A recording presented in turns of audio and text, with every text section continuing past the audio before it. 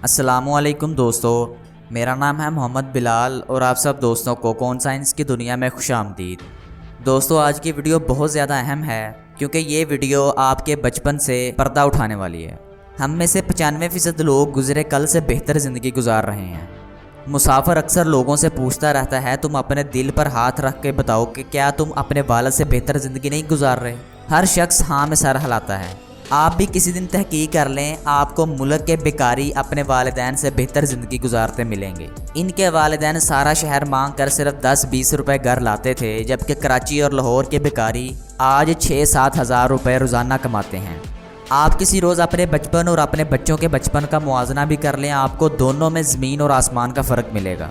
آپ کے گھر میں بچپن میں ایک پنکھا ہوتا تھا اور پورا خاندان اوئے پنکھا ادھر کر کی آوازیں لگاتا رہتا تھا۔ سارا محلہ 1 روپے کی برف خرید کر لاتا تھا۔ لوگ دوسروں کے گھروں سے بھی برف مانگتے تھے۔ ہمسایوں سے سالن مانگنا، شادی بیاہ کے لیے کپڑے اور جوتے ادھار لینا بھی عام تھا۔ بچے پرانی کتابیں پڑھ کر امتحان دیتے تھے۔ لوگوں نے باہر اور گھر کے لیے جوتے اور کپڑے الگ الگ رکھے ہوتے تھے۔ مرغی صرف بیماری کی حالت میں پکائی جاتی تھی اور بیمار بیچارے کو اس کا صرف شوربہ ہی ملتا تھا۔ پورے محلے میں صرف ایک فون ہوتا تھا اور سب لوگوں نے اپنے رشتہ داروں کو وہی نمبر دیا ہوتا تھا۔ ٹیلی ویژن بھی اجتماعی دعا کی طرح دیکھا کرتے تھے۔ بچوں کو نئے کپڑے اور نئے جوتے عید پر ملتے تھے۔ سائیکل خوشحالی کی علامت تھا۔ موٹر سائیکل کی مالک کو امیر سمجھا جاتا تھا۔ گاڑی صرف کرائے پر لی جاتی تھی۔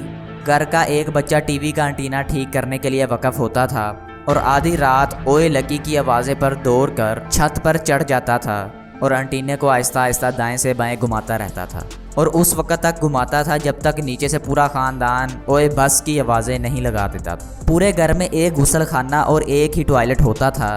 اس کا دروازہ ہر وقت باہر سے بجتا رہتا تھا۔ سارا بازار مسجدوں کے غسل خانے استعمال کرتا تھا۔ نہانے کے لیے مسجد کے غسل خانے کے سامنے قطار لگی ہوتی تھی۔ بچوں کو بھی روٹی یا پراٹھے پر اچار رکھ کر اسکول بھجوا دیا کرتے تھے اور یہ لنچ بریک کے دوران نلکے کا پانی پی لیا کرتے تھے۔ یہ وہ زمانہ تھا جس میں کھانا نہیں ہوتا تھا، روٹی ہوتی تھی۔ امیر ترین اور غریب ترین شخص بھی ڈنر یا لنچ کو روٹی ہی کہتا تھا۔ لوگ لوگوں کو کھانے نہیں، روٹی کی دعوت دیتے تھے۔ یہ زیادہ پرانی بات نہیں، 40 اور 50 کے درمیان موجود اس ملک کا ہر شخص اس دور سے گزر کر یہاں پہنچا ہے۔ آپ کسی سے بھی پوچھ لیں، آپ کو ہر بڑی عمر کے پاکستانی کی ٹانگ پر سائیکل سے گرنے کا نشان بھی ملے گا۔ کوئلے کی انگیٹھی، فرش پنکھے کی گرم ہوا بھی اور فرشی پنکھے کی گرم ہوا بھی، ہم سب نے یہاں سے زندگی شروع کی تھی۔ اللہ کا کتنا کرم ہے، اس نے ہمیں کہاں سے کہاں پہنچا دیا۔ یقین کریں، قدرت ایک نسل بعد اتنی بڑی تبدیلی کا تحفہ بہت کم لوگوں کو دیتی ہے، لیکن سوال یہ ہے کہ اتنی ترقی اور خوشحالی اور لائف سٹائل میں اتنی تبدیلی کے باوجود ہم لوگ خوش کیوں نہیں ہیں؟ مسافر جب بھی اپنے آپ سے یہ سوال کرتا ہے تو اس کے ذہن میں صرف ایک ہی جواب آتا ہے: ناشکری۔ ہماری زندگی میں بنیادی طور پر شکر کی کمی ہے۔ ہم ناشکرے ہیں۔ آپ نے انگریزی کا لفظ ڈسسیٹسفیکیشن تو سنا ہی ہوگا۔ یہ صرف ایک لفظ نہیں، یہ ایک خوفناک نفسیاتی بیماری ہے، اور اس بیماری میں مبتلا لوگ ہمیشہ سکون کی نعمت سے محروم ہو جاتے ہیں۔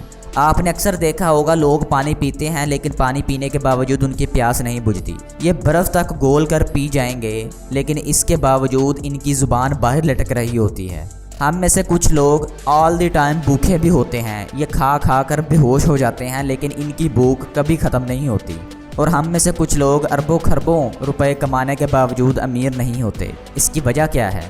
آپ نے کبھی سوچا ہے کیوں؟ کیونکہ یہ لوگ بیمار ہوتے ہیں اور ان کی بیماری کا نام ڈسسیٹسفیکیشن ہی ہوتا ہے۔ ان کے پیٹ اور ان کے معدے اور ان کے ہرس صندوق مرنے تک خالی نہیں ہوتے۔ ہم سب اپنے والدین اور اپنے بچپن سے بہتر زندگی گزار رہے ہیں۔ ہم 500 روپے سے 500 کروڑ تک پہنچ گئے۔ 2, 3, 4 کروڑ روپے کی گاڑی سے اتریں گے اور ساتھ ہی کہیں گے بیڑا ہی غرق ہو گیا۔ اس شخص کی آپ سے ایک درخواست ہے، آپ ایک لمحے کے لیے اپنا بچپن یاد کریں، اپنے آج کے اثاثے اور زندگی کی نعمتوں کا شمار کریں اور پھر اللہ کا شکر ادا کریں۔ آپ کو نتائج حیران کر دیں گے۔ یقین کریں، آپ کا شکر آپ کے آم میں رس پیدا کر دے گا، ورنہ آپ کتنے ہی اچھے یا بڑے کیوں نہ ہو جائیں، آپ صرف اچار بنانے کے کام ہی آ سکیں گے۔ آپ ایک ادھوری، غیر مطمئن اور سکون کے بغیر محروم زندگی گزار کر دنیا سے رخصت ہو جائیں گے۔